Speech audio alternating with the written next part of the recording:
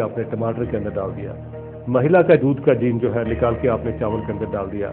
जिस तरीके से आज किसी जीन को निकाल के कहीं आप डाल देते हैं और वो जो पदार्थ जब मार्केट में आएंगे तो ये लाजमी है कि हमारी जब बहुत सारी बड़ी जनसंख्या है उसमें एथिकल, रिलीजियस और मॉरल इश्यूज जो हैं वो सामने आएंगे और उनको ठेस पहुंचेगी। यूं तो बीटी कॉटन अभी एक अकेली ऐसी जीएम फसल है जिसे भारत में कमर्शियल तौर पर लगाने की इजाजत दी गई है, लेकिन इसके अब तक के परिणाम बहुत ही भयंकर साबित हुए। बीटी कॉटन के बारे में बढ़ा चढ़ाकर किए गए वादों के खोखला साबित होने से देश में हजारों किसान आत्महत्या कर चुके हैं, जबकि इसके संपर्क में आने वाले सैकड़ों लोग त्वचा के ऐसे रोगों से जूझ रहे हैं जिनकी पहले किसी को कोई जानकारी नहीं थी। मैं ये कहूँगा कि जेनेटिकली मॉडिफाइड जो फूड है इससे अभी पक्का नहीं कि कितने कितने तरह के बीमारियां आ जाएंगी इससे, इसलिए इस पर जो है ना कदम जरा धीरे से उठाना चाहिए। प्रयोग करना ठीक है मगर एक मास स्केल में इसका प्रोडक्शन हो जाए, ये हम इसके विरोध में ही। आंध्र प्रदेश, हरियाणा और पंजाब के कई गांवों में बीटी कॉटन में मौजूद जहर की वजह से 2000 से भी ज्यादा भेड़ बकरियों के साथ कई बड़े जानवरों की मौत हो गई। मौत का कारण था कि उन्होंने बीटी कॉटन प्लांट्स को खाया, और जब उन्होंने इसको खाया तो उनका जो रूमन है, जो कि एक दूसरा स्टमक होता है इन जानवरों में, उसमें खाना डाइजेस्ट नहीं हुआ, और नहीं डाइजेस्ट होने की वजह से इंटेस्टिन में नहीं गया, और उनकी इंटेस्टिन जो पाई गई है सिकुड़ी हुई, उसका कारण यही है। हालात तो यहाँ तक बिगड़े कि आंध्र प्रदेश में सरकार ने जगह जगह बोर्ड लगाकर लोगों को चेतावनी दी कि बीटी कॉटन के खेत उनके जानवरों के लिए जानलेवा साबित हो सकते हैं। अगर आप ये सोचते हैं कि बीटी कॉटन का जहर सिर्फ किसानों और उनके जानवरों तक ही सीमित रहेगा तो ये आपकी बहुत ही बड़ी भूल होगी, क्योंकि बीटी कॉटन में जो जीन और जो टॉक्सिन है वही बीटी बैगन में भी है, जिसको लेकर लोगों में बेहद गुस्सा है और अपना विरोध जताने के लिए वो सड़कों पर उतर आए हैं। इस देश में नहीं घुसने देंगे। ये कार्रवाई हमारी उस लड़ाई की घोषणा है। ये जेनेटिकली मॉडिफाइड बीज का किसानों द्वारा विरोध किया जा रहा है। This is a question of our lives and it's no joke. BT brinjal could be a catastrophe. BT बैगन खाना बहुत ही खतरनाक साबित हो सकता है। इसमें एक ऐसा जीन है जो एंटीबायोटिक दवाओं को बेअसर करके नई बीमारियां पैदा कर सकता है। खाने को पचाने में मदद करने वाले बैक्टीरिया का सफाया करके ये हमारी आंतों को पेस्टिसाइड बनाने की फैक्ट्री में बदल सकता है। ये डेटा दिया गया है मोंसांटो का, जिसकी वजह से बीटी बैगन के ऊपर काम हो रहा है, वो कह रहे हैं कि हम इसको रिलीज करना चाहते हैं। उसका एनालिसिस किया गया है दुनिया के बहुत से साइंटिस्ट ने, और ये दिखाया गया है कि उस डेटा में बहुत सी कमियां हैं। अगर आप बीटी बैंगन को एक शीशे के जार में रखें और उसके अंदर कुछ शूट बोरर कीड़े डालें तो आप देखेंगे कि वो कीड़े जो है वो मर जाते हैं। वही बीटी बैंगन जब हम खाएंगे तो हमारे शरीर के अंदर क्या होगा, इसके हमें सोचने की बहुत बड़ी जरूरत है।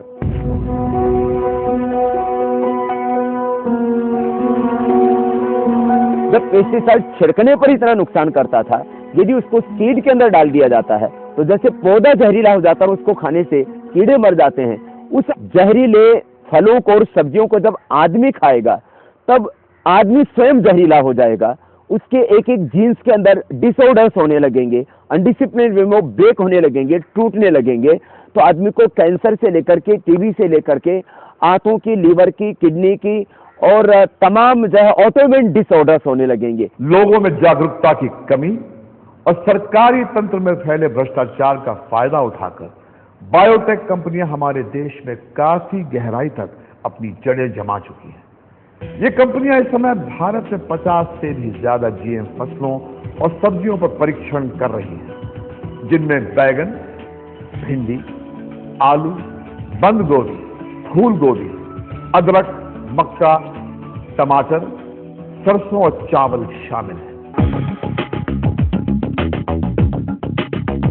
हमारी सरकार भले ही ये दावा करे कि उसने अभी तक देश में किसी भी तरह के जीएम फूड को बेचने की इजाजत नहीं दी है, लेकिन उसके इस दावे पर हम यकीन करें तो कैसे करें, खास तौर पर ये जानते हुए कि ज्यादातर अमेरिकी ब्रांड्स जेनेटिकली मॉडिफाइड होते हैं और इसके बावजूद उन्हें हमारे बाजारों में बिना किसी रोक टोक के बेचा जा रहा है। इस बात में कोई शक नहीं कि भारत के लोग काफी समय से जेनेटिकली मॉडिफाइड फूड यानी जीएम फूड खा रहे हैं। ये पेप्सिको इंटरनेशनल के डोरिटोस कॉर्न चिप्स है, जिनको हमारे देश में बेचने की इजाजत नहीं मिलनी चाहिए क्योंकि इनमें जीएम कॉर्न है। मई 2008 में जर्मनी की लैब में जब डोरिटोस चिप्स की जांच की गई तो ये बात साफ हो गई कि इनमें जीएम कॉर्न की वो वैरायटी है जिससे हमारे लीवर और किडनी को नुकसान पहुंचता है। सबसे ज्यादा दुख की बात तो यह है कि हमने अपने स्वास्थ्य मंत्री और जीईसी को तुरंत इसकी जानकारी दी थी। 8 महीने बीत चुके हैं और डोरिटोस अभी भी खुले तौर पर अपने बाजारों में बिक रहे हैं। डोरिटोस भारत में बिकने वाला अकेला ऐसा ब्रांड नहीं है जो कि जेनेटिकली मॉडिफाइड है। मैं अभी दिल्ली के खान मार्केट में हूँ। यहाँ मैं आपको दिखाऊंगा कि भारतीय बाजार किस हद तक जीएम फूड से भरे पड़े हैं।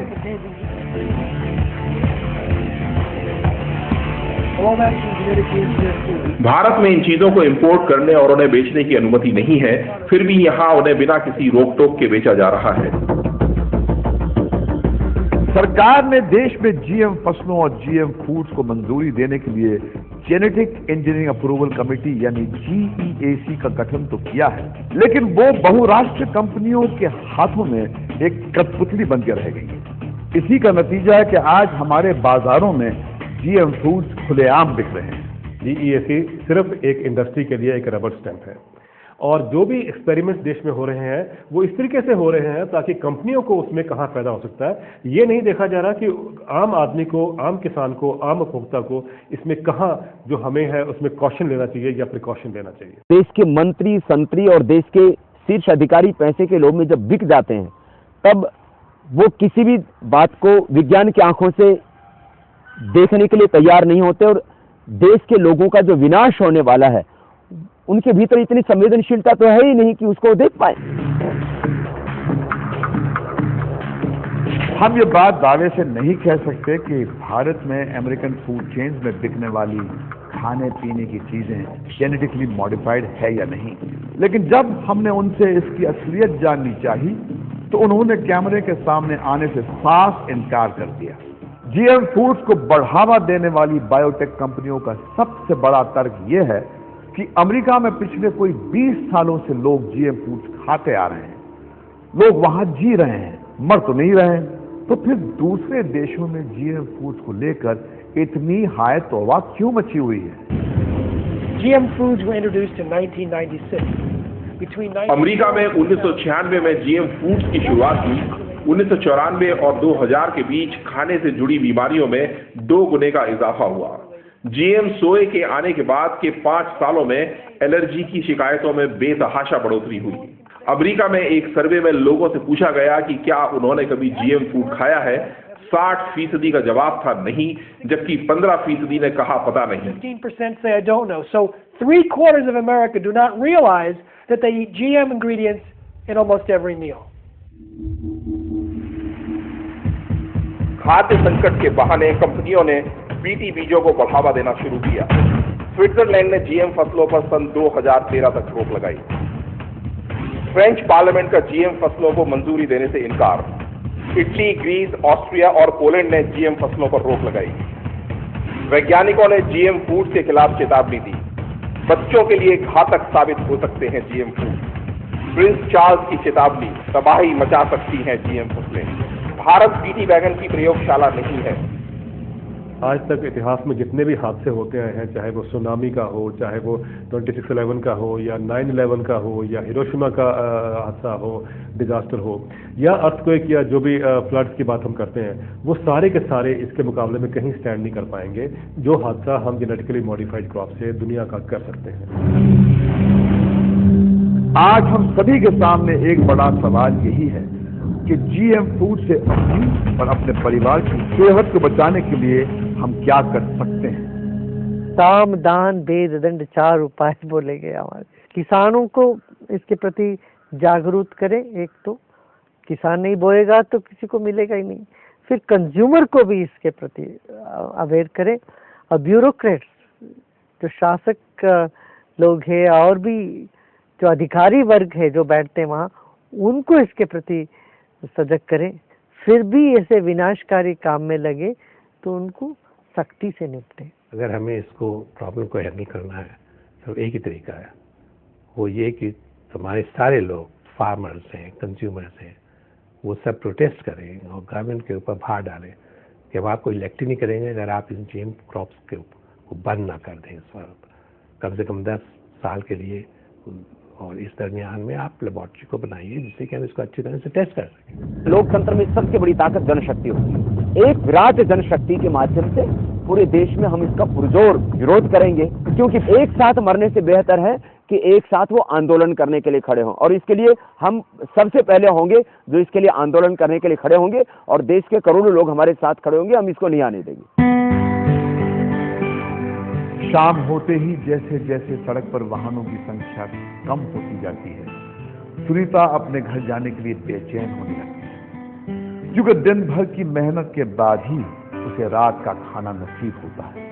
सुनीता को भले ही ये न मालूम हो कि जो खाना वो खाएगी वो उसकी सेहत के लिए ठीक है या नहीं, लेकिन अपने आप को पढ़ा लिखा समझने वाले हम लोग कैसे अपने खाने को उन कंपनियों के जिम्मे छोड़ सकते हैं जो हमारी थाली में जहर परोसकर अपनी तिजोरियां भरना चाहती हैं। हमारे जिस्म मल्टीनेशनल कंपनियों के गुलाम नहीं है, इसलिए इन कंपनियों की हिमायत करने वाली अपनी सरकार पर हमें दबाव डालना होगा कि वो देश में तब तक किसी भी तरह के जीएम फूड को बाजार में नहीं आने देंगी जब तक कि ये साबित नहीं हो जाता कि इनसे हमें और हमारे पर्यावरण को कोई खतरा नहीं है।